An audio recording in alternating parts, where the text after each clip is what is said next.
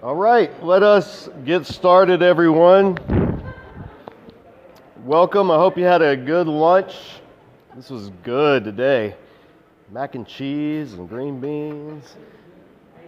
Yeah, A+ for sure. Remember, the bucket here, this is for donations. This goes straight to the people in the back that bring us this food. So I don't get any of it. Bruce Chris doesn't get any of it. Yeah. So yeah, be sure to just give as you're able. We want to generously bless the people that serve us each week, and that's exactly what that tip jar is for. That's what it is. It's for tips. And so I don't have my watch today, so I need somebody at 12 or at 1 o'clock on the dot. I need somebody to say, hey, it's time to go. But I'm going to try to wrap it up just in time. We're in Deuteronomy 21 this week, and we're back in. We took a little break last week. I was in the process of moving, and so we looked at last week just in general why we study and interpret the Old Testament law and the purpose that it has and what we're to do from it, because now we're going to move into the section in Deuteronomy that has some laws that some of them we don't know the purpose, honestly. I mean, we don't know exactly in the next coming chapters some of the things. We don't know the significance of the symbols or of the imagery or of the reasons for some of the laws. So we're getting into some dense territory in Deuteronomy in this week and next week. And we're also getting into some material that's so culturally removed from where we are that the tendency is for people to either look at it and go, oh, well, this is so stupid. How could anybody ever think this is divine? Why would God ever command such a thing? Or the other end of the spectrum is to look at it and go, okay, well, we need to figure out a way to do this in our society today. And in reality, neither of those options is correct. What we have to remember is God is giving Israel law for Israel's existence in the ancient Near East, in the cultures that Israel was surrounded by. So not all of the laws are going to transfer over into the new covenant, because we are not Israel in the ancient Near East, surrounded by ancient Near East cultures. And so the Bible is we have to beware of making the Bible this abstract just set of guidelines for life. It's not God's instruction manual. It's not. Okay, the Bible is the story of a God who's related to his people throughout epochs in human history. It's a story. It's not a guidebook. It's not a handbook. It's not a list of do's and don'ts. This is why you'll never see me making a big deal about putting a statue of the Ten Commandments anywhere, because that's just a tiny snippet of the beginning of the covenant that God made with Israel that can't be extrapolated out into this for all time thing. And Jesus himself even said this in the Gospels. He talked about the law, one of the laws that we're going to come to. The Pharisees asked him, hey, why did Moses say to divorce your wife? And Jesus is going to give one of the most astounding statements in the New Testament. He said, Moses allowed for divorce because of your hardness of hearts, but that's not what God intended from the beginning. And he pointed back to Genesis and to the intention of one man, one woman for life, marriage. And so Jesus candidly, openly stating that the Torah laws were not the pinnacle of God's desire for his people for all time. They were a concession to his people in the period of history where his people were living at the time, and because God knew that he was dwelling in the midst of a sinful people in a fallen world, and he was taking them on a journey to redeem them out of the world, to do, we've talked about this before, the hermeneutical, the redemptive trajectory of Scripture. We see God entering into a culture and leading the people to a higher ethic, but starting from within that culture. So God makes concessions to things in Genesis, to things like incest, where he made concession to the fact that Abraham married his half-sister. And he brought him out, and then by the time we get to this era, after the patriarchs, God codifies in the law, we saw in Leviticus, okay, incest, no longer acceptable, Israel. So he brought them to a place where what was allowed before, what was tolerated before, was now condemned. And that's what happens in the New Testament. A lot of the things that were allowed in the Old Testament, such as divorce for various reasons, not having to do with infidelity. God allowed certain things for a time, but then in the New Testament we see Jesus raising the ethic even higher. And so there's this course that you go. As you go from Old Testament to New Testament, you see the stakes being raised, not lowered. So when we're reading the Old Testament, you have to see this is not the pinnacle of God's commands and desires for His people for all time. It's concessions to His people where they are, with a notion that He is leading them to a better place. And in contrast to the surrounding cultures, even the stuff that bothers us, by the standards of that day, was wildly progressive. We see that everywhere in Old Testament and in New Testament, in things that we look back at and we go, oh, that's so, that's beneath the ethic of Jesus, or that's, how could anybody allow that? But you put yourself in the world at the time, take away your post-Enlightenment, Western, Euro-American assumptions, and you look at that and go, that's crazy. Why would you ever allow such a thing to happen in the first place? This is how we do it here. And you see God pulling against culture. God's always been countercultural without being against all culture. And it's a hard distinction to maintain, but we see it in God's laws to Israel here in chapter 21. So last chapter 20, talked about the issues of crime in Israel, and then issues of war. Chapter 21 is going to do the exact same thing. It's going to start with an issue of crime, and then it's going to move into an issue of war, but all around the theme of the value of human life and protection for the weaker of the two parties involved. So Deuteronomy 21, it picks up, and this may seem random for what we're reading, but if you remember, if you were with us last year in Numbers, at the end of the year, in Numbers 35, so almost the very end of Numbers, we read the following statement, and most of you probably don't remember exactly. When I say Numbers 35, that didn't just go, yeah, that old familiar passage. So I'll jump back just so you can see what I'm talking about. In Numbers 35, there was a section on capital punishment and manslaughter and murder. And God emphasized, after talking about cities of refuge, where people who accidentally take a life could flee, then He emphasized that there is no covering, no protection for people who intentionally took a life. And so God always maintained the difference between manslaughter and murder. But back in Numbers 35, verse 33, it said, "Do not pollute the land where you are. Bloodshed pollutes the land. And atonement cannot be made for the land on which blood has been shed, except by the blood of the one who shed it." So God's stipulation for His people in the land He was taking them, He says, look, this is the land, my land. And this land is holy and sacred. And in this land, if somebody intentionally takes life, there is no payment that can be made except that person forfeiting their life, because, ironically, of how much I value life. And so He instituted capital punishment in the land, in Israel at the time, and He gave stipulations. There had to be 2 or 3 witnesses. Couldn't put anybody to death unless there were 2 or 3 eyewitnesses. It had to be thoroughly examined, so you couldn't just throw this thing around. It was very, very serious. But if somebody was established as guilty on the lives of 2 witnesses, witnesses were willing to pledge their own life saying, I saw it happen, that person did it, then that's when this punishment would be carried out. But God says, do not defile, verse 34, do not defile the land where you live and where I dwell. For I, the Lord, dwell among the Israelites. There's a principle He established. This is not just in Israel during the Sinai covenant. Israel wasn't just like any other piece of geography. It was where God Himself dwelled in the midst of His people in the tabernacle and later the temple.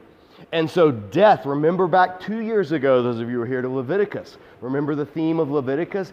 Death and anything that symbolizes death is directly contrary to God's holiness, because God's holiness is life and love. So anything having to do with death, whether it was like skin diseases we talked about that made you kind of look like a corpse, or whether it was a death of an animal in the field or a death of a person, Anything having to do with death was an affront to the holiness of God, and God was establishing His holiness in the midst of Israel.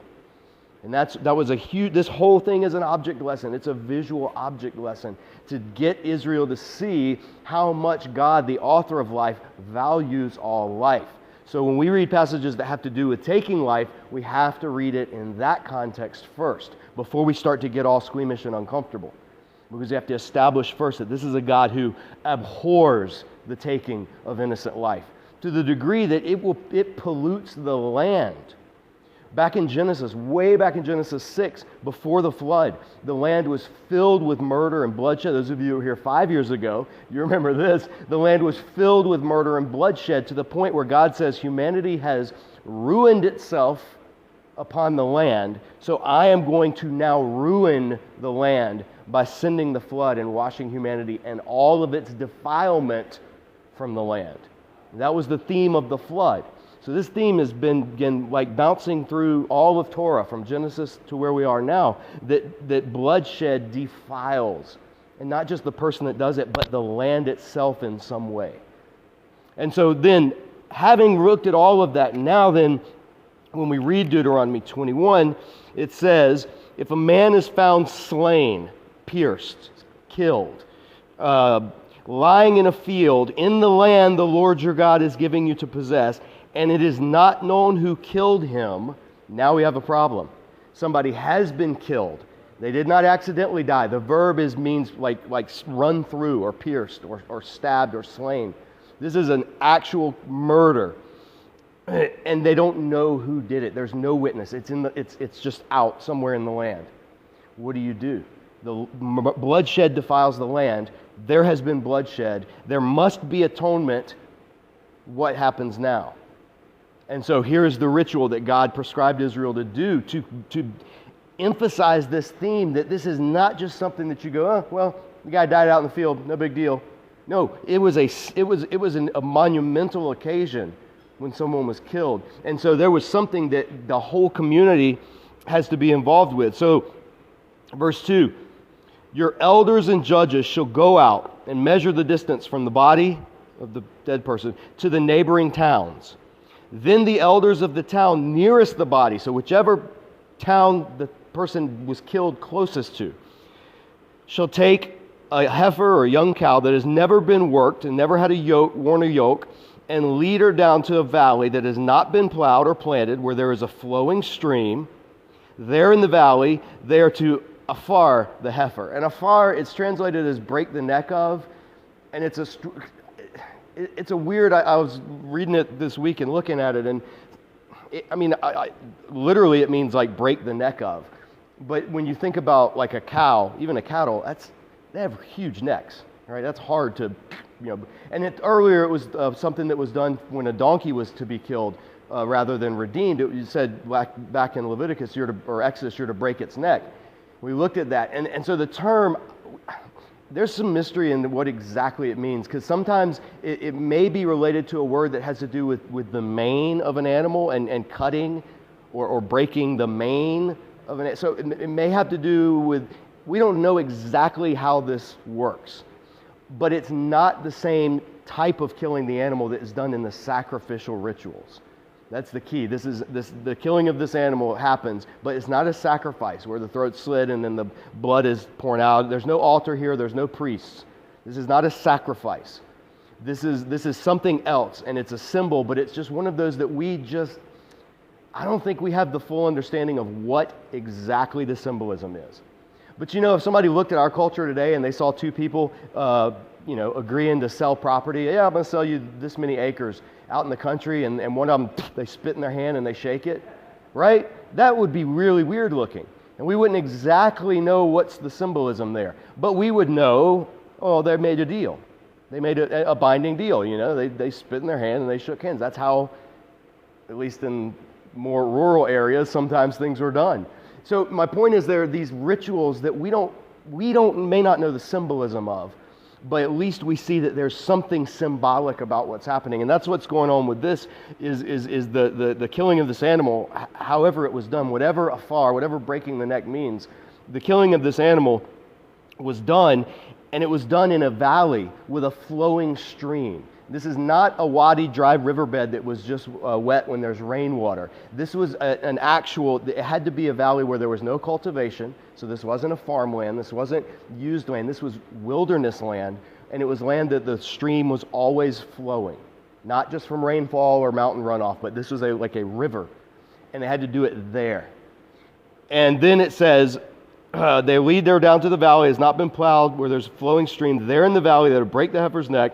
The priest, the sons of Levi, now the priest, shall step forward, for the Lord your God has chosen them to minister, to pronounce blessings in the name of the Lord, and to decide all cases of dispute and assault. Then all the elders of the town nearest the body shall wash their hands over the heifer, who's been affard, whose neck has been broken, in the valley, and they shall declare, our hands did not shed this blood, nor did our eyes see it done. Accept this atonement for your people Israel, whom you have redeemed, O Lord, and do not hold your people guilty of the blood of an innocent man, and the bloodshed will be atoned for.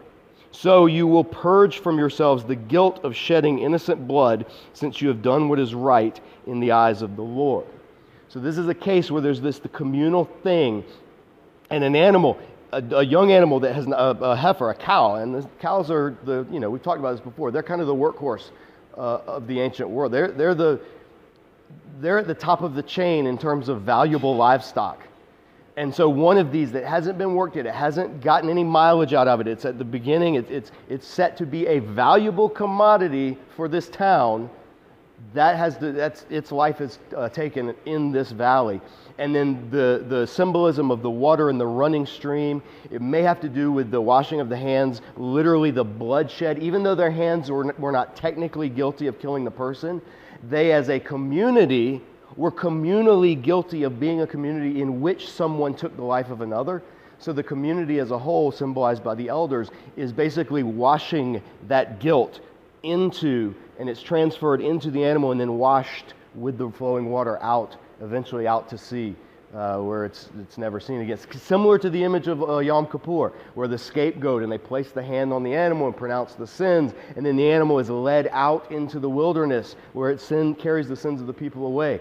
So there's something like that going on in this ritual that we don't exactly know, and we aren't exactly comfortable with, but we understand enough to know that this is a community ritual, and that the community of the town nearest to where this murder happened is taking corporate responsibility and atoning for the bloodshed in the land that God has given them to possess. So there's a communal recognition of the seriousness of what's happened. And again, why this animal and not that animal? Why not at an altar? Why not at the end of the day, we don't know. I mean, there are theories, there are reasons. You can check the commentaries if you want to see. There's a whole track in the rabbinic writings on this ritual and what it symbolized, and all kinds of discussion. But at the end of the day, it's just one of those things that it's a ritual, and what we need to see is the principle behind the ritual, which is that this is a community coming together and taking responsibility for this murder that's happened in their midst, in order to atone for it, or at least in order to atone for the community. Now, if the murderer was ever found, then all the other laws would apply, and that murderer would be put to death. If somehow they were found and either they confessed or witnesses came forward later that were gone when it happened and said, oh no, actually I was there and I saw it, and however it worked. But the principle here is God does not want Israel, the land, to be a land of violence and bloodshed. There's penalty. Then it goes on, so it's talked about crime, just like last chapter. Now it's going to move back into when you go out against your enemies, just like the last chapter did.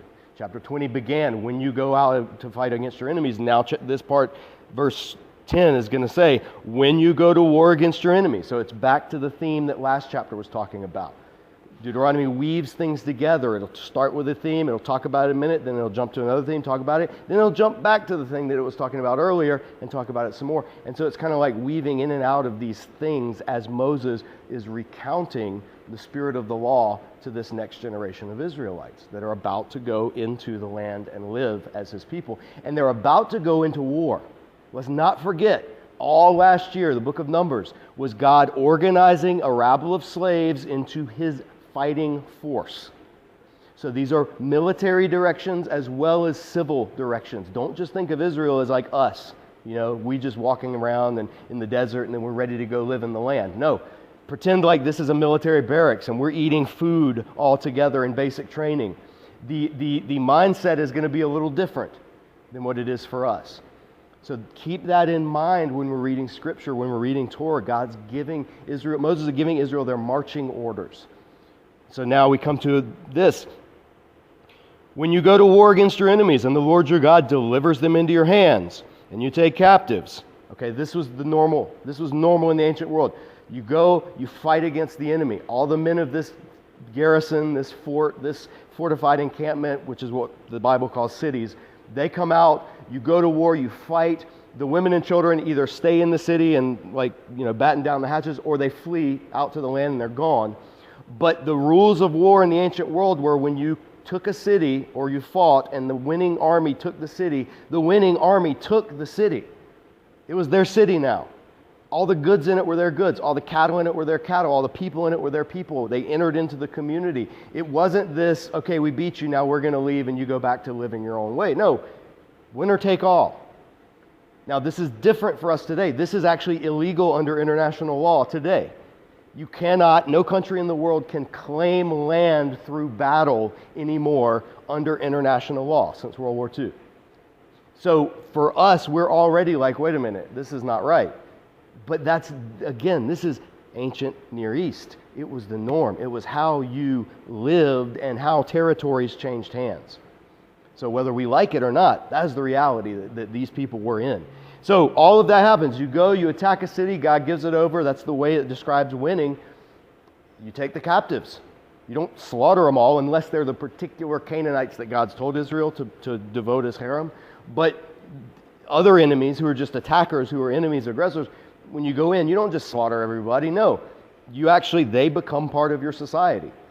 So the law here now is, verse 11, after you've done this, if you notice among the captives a beautiful woman and NIV says attracted to her, but it's actually, it's the word chashak, and it means to desire, but with the connotation of a relational aspect. Not just, oh, she's fine, I'm going to take that. But put it this way, this word's used twice in Deuteronomy already, and it's the word that used to describe what God does to Israel. God says, it wasn't because you were the greatest of all the peoples that I desired you. And it uses that word chashak. In chapter 7, verse 10, and chapter 10, verse 15.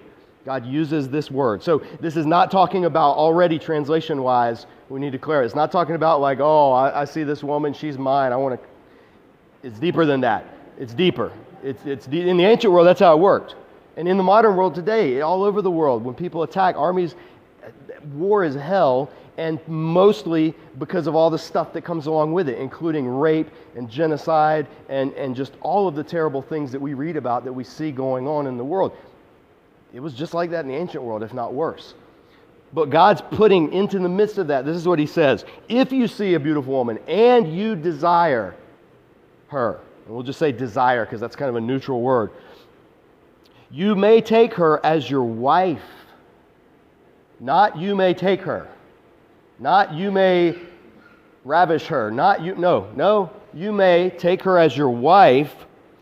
But here's the stipulations, verse 12. Bring her into your home, have her shave her head, trim her nails, and put aside the clothes she was wearing when captured. So all the marks of beauty, your nails, your hair, your clothes, and nothing's changed today, ladies. Those are still marks of beauty, hair, nail, and clothes. Get rid of those, okay? After she's lived in your house and has mourned her father and mother, in other words, whether they died in the battle or whether it's just because now she's marrying into another family, for a full month, then you may go to her and be her husband, and she shall be your wife. This is huge. This is monumental. Now, we look at this and go, this is terrible. This is like forced marriage. Sure.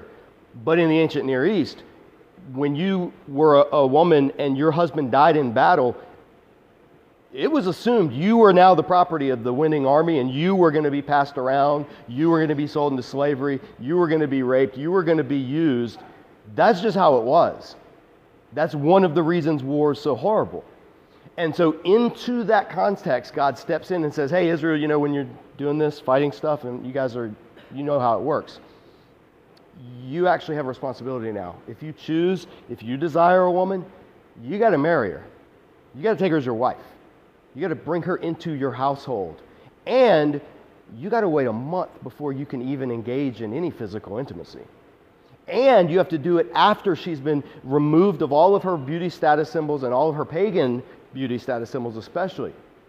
Shaved hair, cut nails, clothes. So while we read this and we see like this is not good, again, from the perspective of the ancient Near East, looking at this, they would be like, what are you, crazy? This is ridiculous. We won the battle. She's mine. She's beautiful. I'm not going to make her shave her head. I'm not going to make her trim her nails and no, I want what I want. And God's into this. He does this strange thing. And he says, nope, if you want it, this is how it's going to happen. So it's very weird. Now this is not to say, so therefore you should be you should be okay with this passage. No, because we're on the other side of the cross. We're on the other side of Jesus, who specifically elevated women above the status of the society of the day. So we look at this just as Jesus would look at this, and we would go, God gave you this concession because of your hardness of heart. This is not how it was supposed to be in the beginning. And so into this fallen world of death and war and captivity, God even then pushes into the concept of covenant and marriage and protection even within this hellish situation. This is what we see God doing. So again, does it make us love this? No, I don't like reading this. I got a mom and a sister. I hate the thought of any woman becoming captive and marrying somebody against their will. That's a granted. But if I were back in the ancient Near East, where it happened, and that was just life, I would look at this and go, oh, thank you. At least they're being cared for. They can't be used as a commodity. They actually have to. And look at this. This is the key. Verse 14. After all this, if you are not pleased with her, so the month has passed and the guy changes his mind. The heat of battle's over. Her beauty's gone. And he goes, okay, that was just that was more infatuation rather than love. I don't want this woman. I don't want to take her as a wife. If you're not pleased with her, let her go wherever she wishes. You must not sell her or treat her as a slave, since you have dishonored her. So again, our context, we don't like it. That context, it's a step up. And that's what we see Scripture doing. Thank you, timekeepers. We're going to end it there. And it's a perfect ending time because the next section now is going to move into things having to do with what happens when there's marriage and family and household and how God wants those to run. And then in the next chapter, again, there's going to be moral marriage, but there's also going to be some of these, what we see as just kind of random commands or it's going to, again, just we're hacking through. Think of yourself. We're going through the jungle. We're making our path. We're trying to get to the treasure of the gospel that we know is there eventually, but we got to hack through some weeds and things. This is what we're doing with this section because this is a difficult section because we're in unfamiliar territory. But we'll get there. Hang with us. Come back next week, and we'll see you then. Yes. Next week we are meeting because if you're going to party on Labor Day, you should still have to be back at work on Tuesday. So we will meet next week. I'll see you then.